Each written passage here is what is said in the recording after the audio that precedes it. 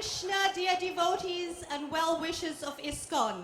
If you are lurking in the margins of the tent, please do come in and take your seat, because very soon, as you all know from past experience, there will be no seats left.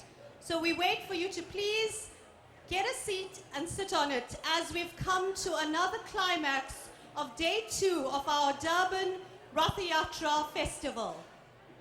We are about to have His Holiness Bhakti Mark Swami's wonderful second play.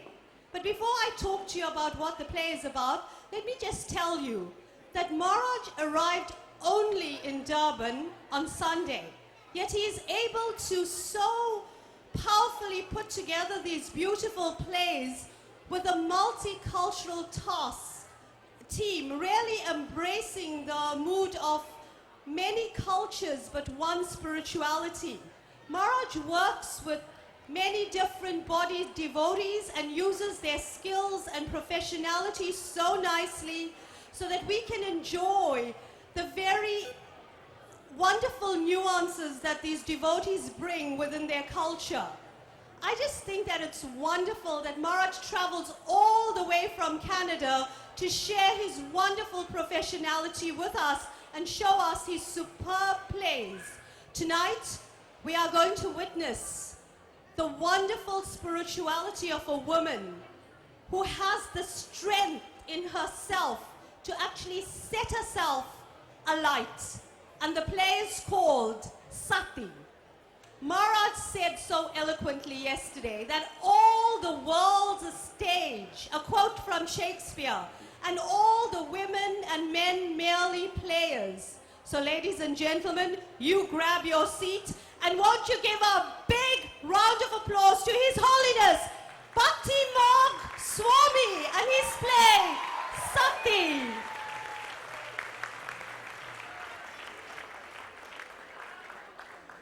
Thank you very much. You're all too kind. First of all, I would just like to say it's a pleasure to be here again for evening number 2 for the Festival of Chariots here in Durban. I can't give any credit for the performances that come on the stage here. It's just all teamwork. It's called Bhakti. And since we're on that note, Bhakti, what does it mean? It means devotion, a very intense, deep, not just feeling, but action in trying to please the Supreme Person, Krishna. And who taught us Bhakti? Well, I think some of the devotees that were previously here on the stage gave some ample information about the person that really we have to give credit to. And that's His Divine Grace A.C. Bhaktivedanta Swami Prabhupada, who came to the West 50 years ago this year, landed in New York City. For a few hours he spent in Boston, then went to New York and started the whole mission, the International Society for Krishna Consciousness, which from there spread to different parts of the world. Srila Prabhupada moved to the West Coast in the US and spent some time there. And then he went to Montreal, Canada, where I live, because he was dealing with some visa issues. Perhaps some of you know about that kind of stuff. So while he was there in Canada, he spent about 6 weeks training up some of his men and women to perform very nice kirtan or bhajans. And from there, they were dispatched to Europe, to the UK, where 3 couples, as I said, men and women, went there to make an impression on the people of Europe. From there, it spread to other corners of Europe and finally the rest of the world. And eventually to Africa. Prabhupada came here and he had a good time. He liked the African folks very much. And you can actually read about his doings, his activities, his pastimes here, as well as everywhere all over the world. I've been asked by some devotees to write something, to do put to play together on the life of Prabhupada.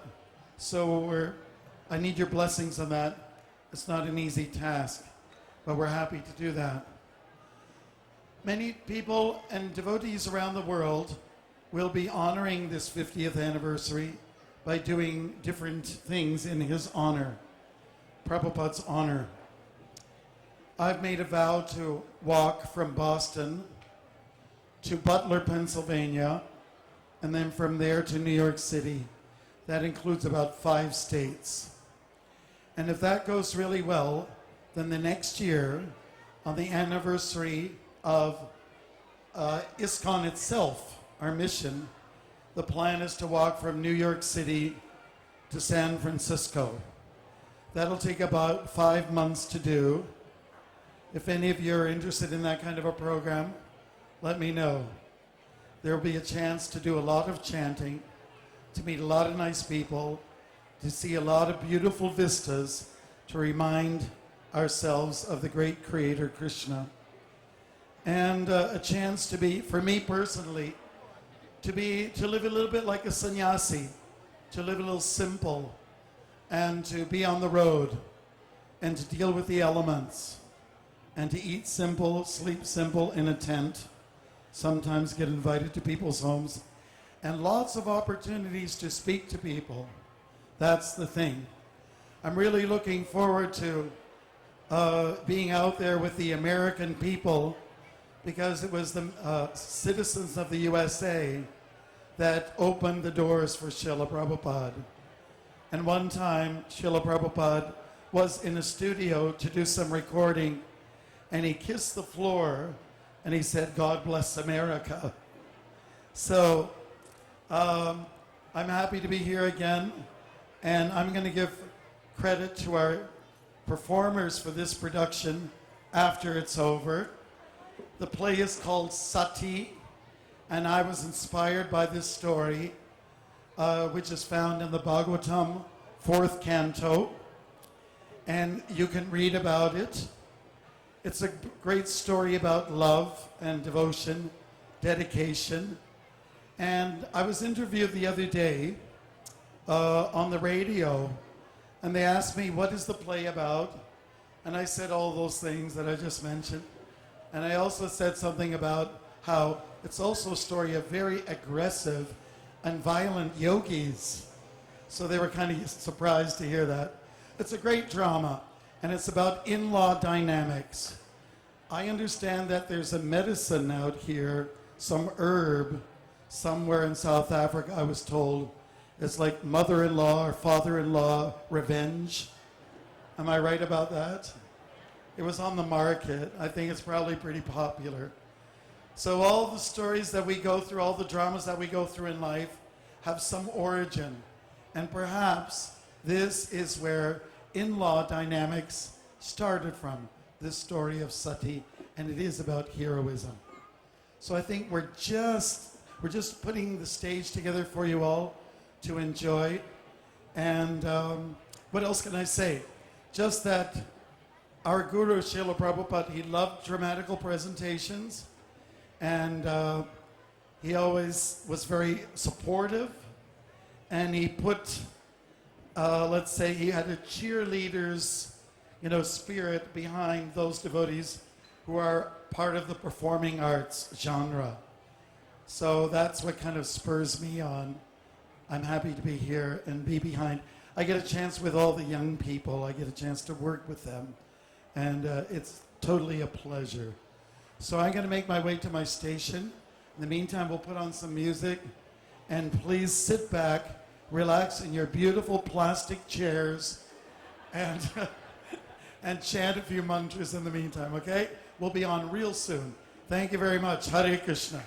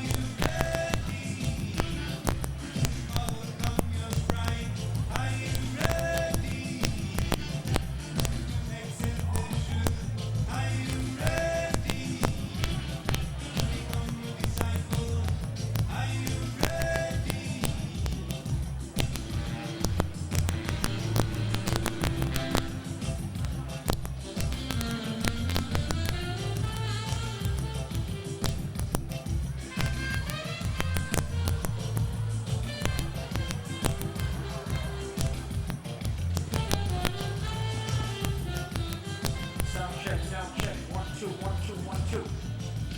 Hello.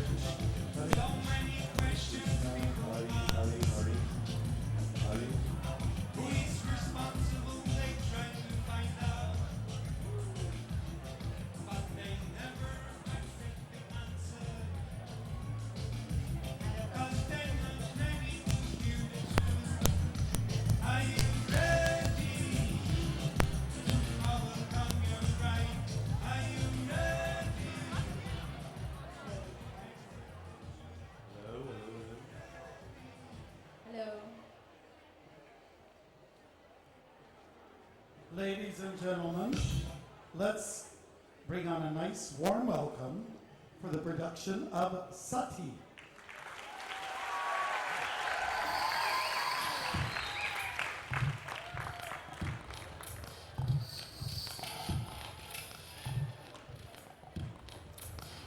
It was then the Quranic era, when so much excitement was in the air. For a great event was underway, a sacrifice with much on display, with ingredients of ghee, grains, and fire, meant to please the Creator's desire. Attendees were sages, Brahmins, gods from above, and others who appreciate this kind of cosmic love. Also present was a very special bull who takes personal care of Shiva in full.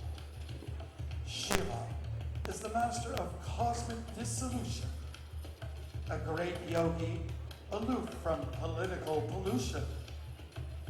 After this ceremony, there was mantra and sound, dance, and all good things to be found. All present there took a comfortable seat after a pleasant and very warm greet.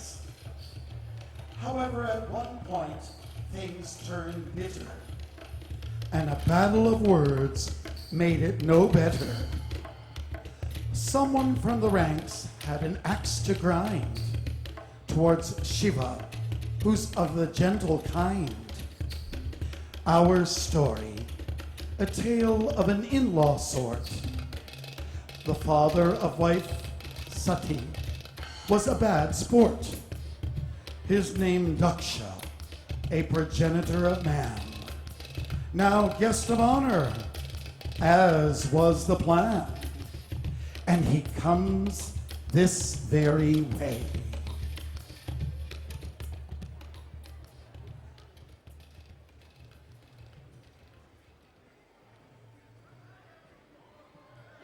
Namaste.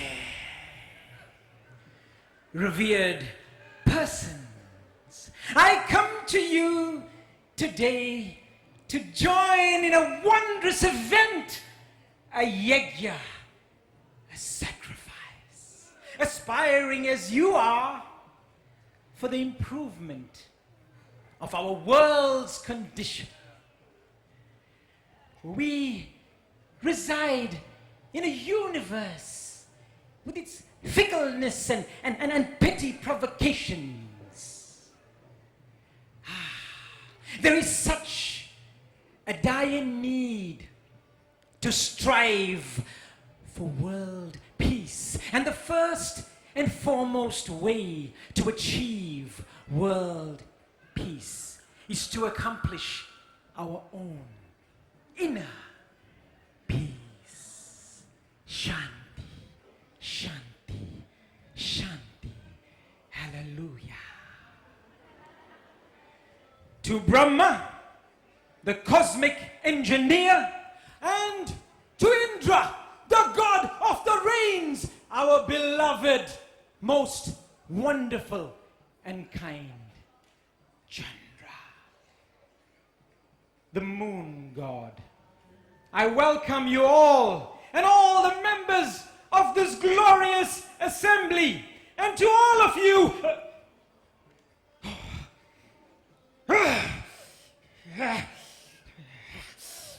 Do you see that? Oh, so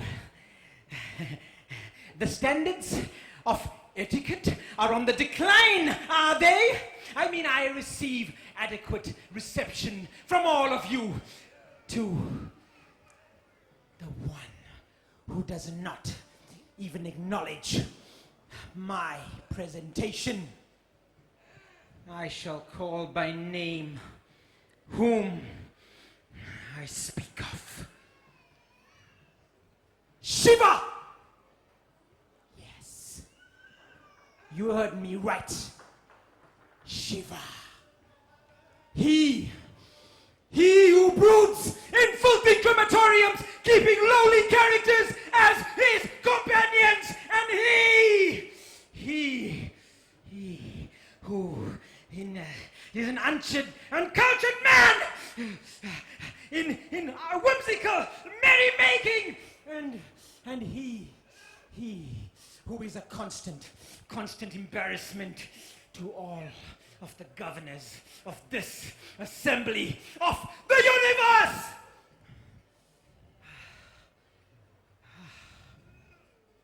I will call him once more by name, so you will never forget. It will be etched within your minds. Shiva! Just look at him. Look at his attire. Huh?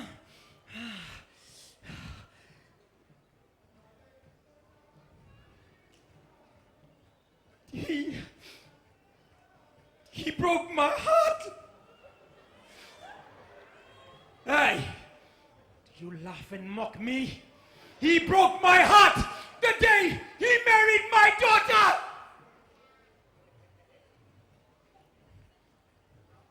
He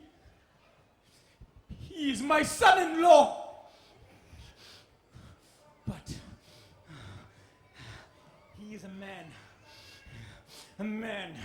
I have come to detest. Why so personal?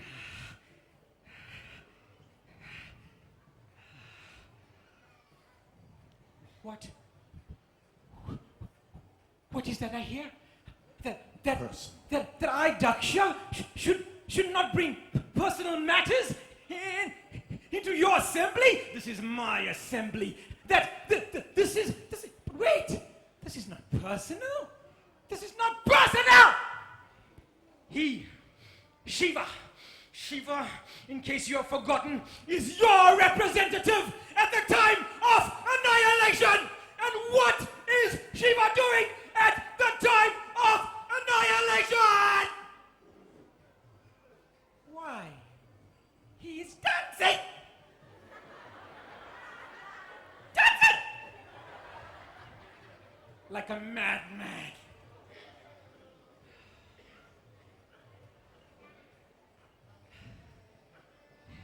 His name is Shiva. It means auspicious.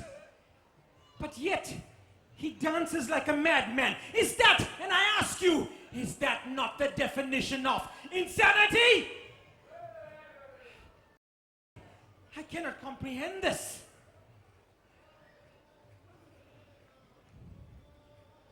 Even as I speak, look at him. Hello! It is me, Daksha. He chooses to ignore me, the master of this ceremony.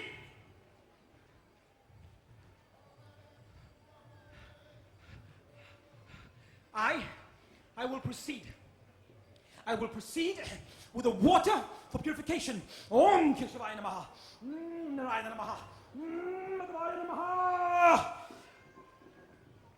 What? Brahma? What? You say my anger is up, Brahma? I am not angry! It is you, Brahma. It is you. You are the one who orchestrated this ill-fated marriage between my daughter, and this useless excuse of a monkey. Ah!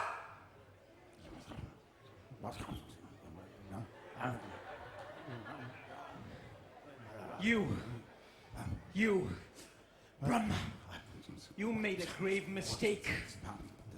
Grave mistake. I didn't come. And for this, what? What? I didn't come Huh? for this. You see that I am out of control, that I am overreacting. Well, let me tell you something. All of you will be allowed to perform in the oblations, but not him. Not him. And I, come to think of it, I will terminate this fire sacrifice, and I will leave this place at once, because none of y'all, nobody can appreciate me in this misguided assembly. Ha!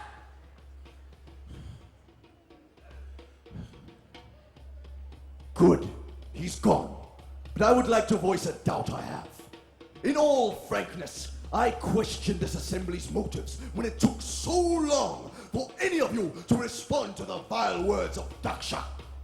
I find all of you a disappointing lot and are disqualified to lead the universe. Careful, careful, Nandi. Do you know who you are insulting? Most of the assembly here is comprised of Brahmins. Well, with all due respect, Bhikkhu, they can begin to act like Brahmanas. As for Daksha, what caliber of a man is he? He compared the great Shiva to a mischievous monkey. Then I consider Daksha to be a lusty old goat. Keep up the insults and qualify yourself for hell. Do you threaten me with a curse? Well, while we are in the process of cursing, I curse you and all your cronies to be hurled through endless birth and death transmigration. You are cursed for following that ganja smoking, wine drinking, and flesh eating culture of yours. Think hard about what you are saying on behalf of that lusty old goat, for you are doomed. Doomed, I say! Doomed! We doomed. will proceed peacefully with our sacrifice in your absence. Thank you very much. Start the mantra and light the fire.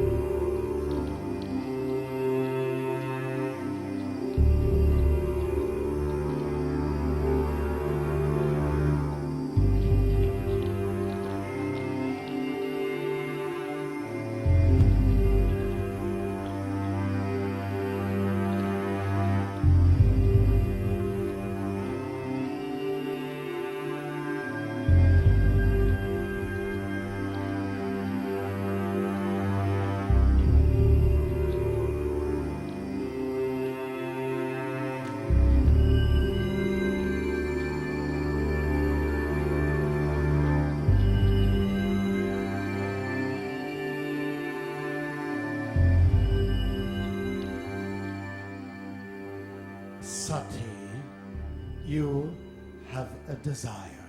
Yes, I So, tell me, if you wish. You probably already know. My father has begun a series of sacrificial ceremonies. I know. He sometimes storms out of them just as they are about to begin. But he's trying again. This next sacrifice is called the Brihaspati Sava. It promises to be very grand. Everyone will be there. All the women are preparing themselves to attend, with their husbands, of course. Upon invitation. Yes, I assume so. But then, family members are automatically welcome. Are they? I haven't seen my mother, sisters, father, and friends for so long. Everyone will be dressed in their finest. The palace of Daksha will be elaborately decorated. There will be music, dances, people from all directions, elephants. Is there any room for monkeys? Is that what he called you? And for what? For not standing up when he entered the assembly? Oh, please forgive him. The other governors have. Otherwise they would not be attending. Sati, your father and I... I know.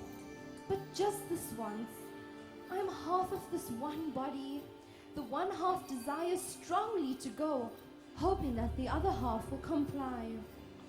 You are not the yogini you are reputed to be today. Let us say I'm being my womanly self. One half of the whole. But this other half is agitated, being cut by the unkind words of a relative. It hurts more than the piercing arrows of an enemy. Sati, don't be tempted to go. Daksha is your father, and amongst all the daughters, you were his pet until you came to me. As you say, we are one. But don't let anything divide us. If you go, I am afraid your father's attitude will be expressed, and it will be too hard to bear. It's not the right time, Sati. Please, stay. You don't understand me. I just want to see my family. That's all.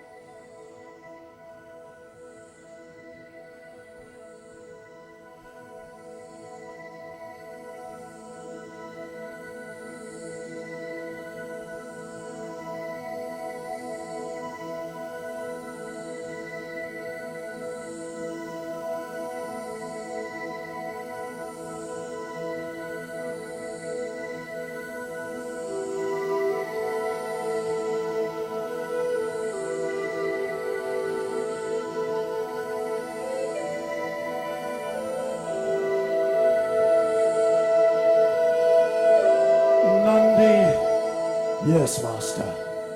Nandi, follow Sati.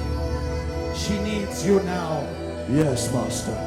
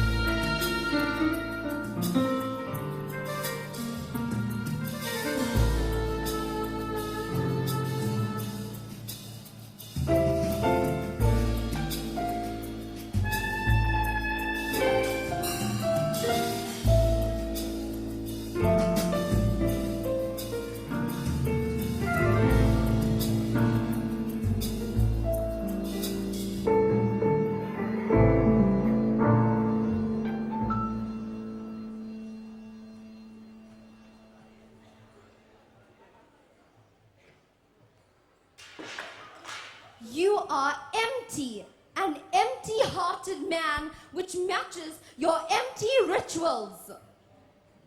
There is no life or breath in this place. You, my father, have not the courtesy to greet me or ask about my welfare after not seeing me for so long. Is it below your dignity to acknowledge me? I'm not stricken by some disease that you must avoid me. I'm just a daughter who wants to be close to her father. You will never be close to me. You discredit me for what? I pity your short-sightedness. I realize I'm not your little pet anymore. Then I reciprocate. I do not belong to you anymore. I belong to a person who really does care. One who has no need to be in the palace of Daksha. I belong to Shiva, who has no rival, who finds no fault, who has no enmity. I proudly offer him this body.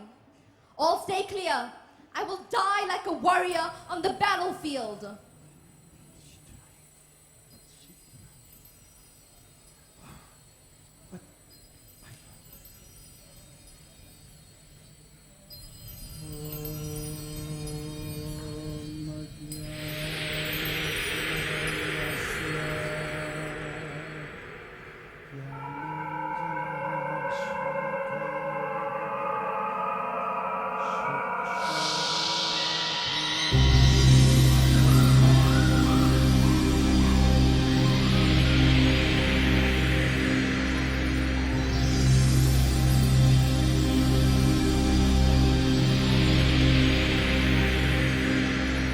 There are no more barriers to cross. My pain is constant and sharp. I do not hope for a better world for anyone. In fact, I want my pain to be inflicted on others. I want no one to escape. There is no comparison. For knowledge of myself.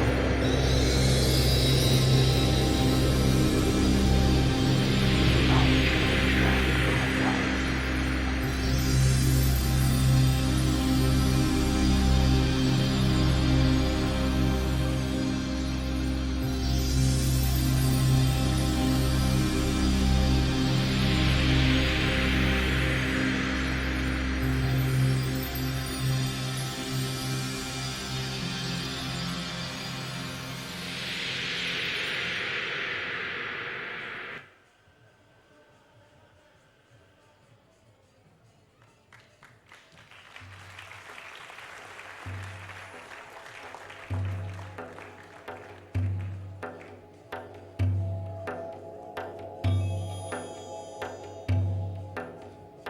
There is no catharsis.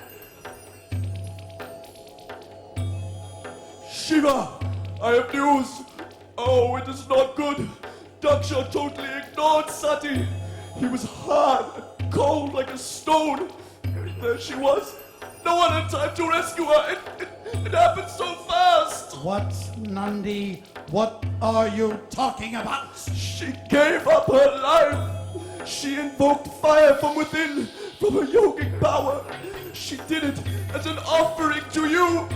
It was so spontaneous. Your followers then reacted, took offense. I was one of them. We were intimidated by Daksha's warriors. Nandi, take me to Daksha. Yes, master.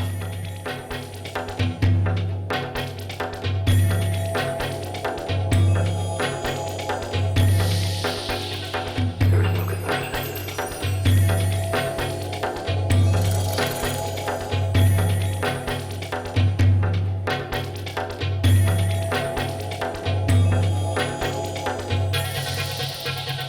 There is no catharsis.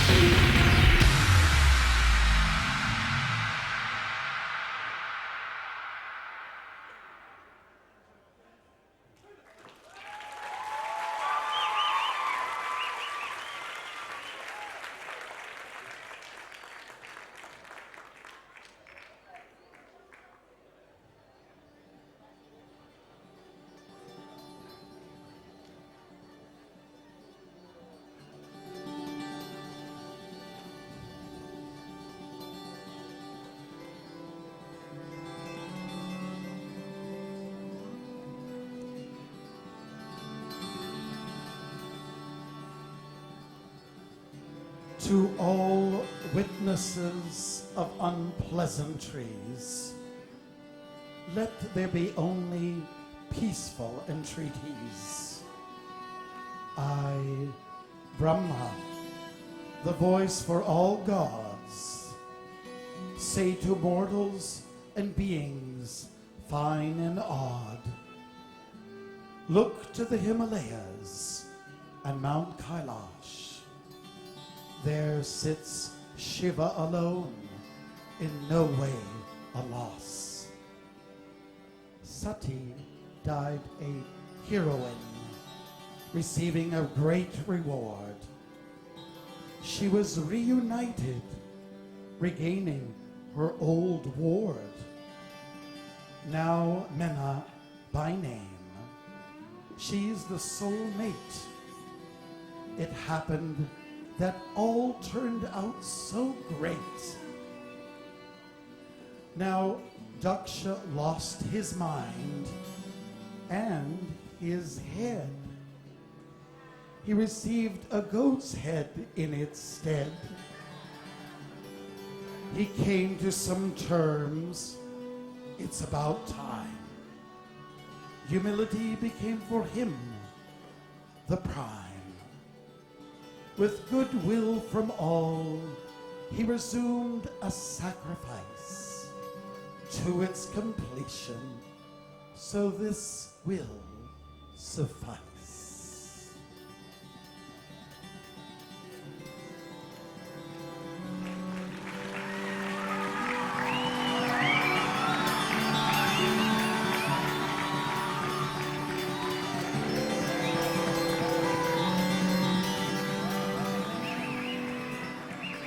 Ladies and gentlemen, Sati, the play. And for credits, we'd like to thank Odyssey on sound, lights, Kamahar, stage, Kala and Rasastelli, voice, Dia. And here are the actors, Bhakti Siddhanta,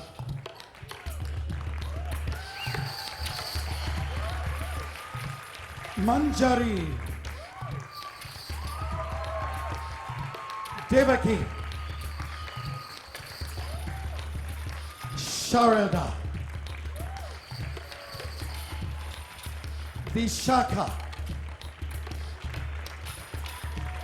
Yamuna, Tebo,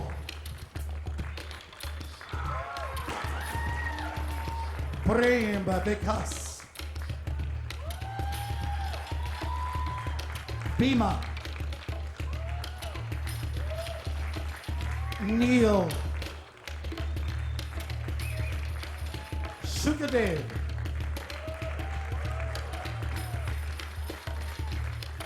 Jambavan, Krishna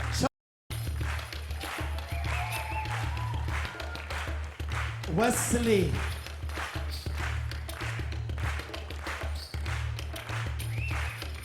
Prahlad, and Sandini.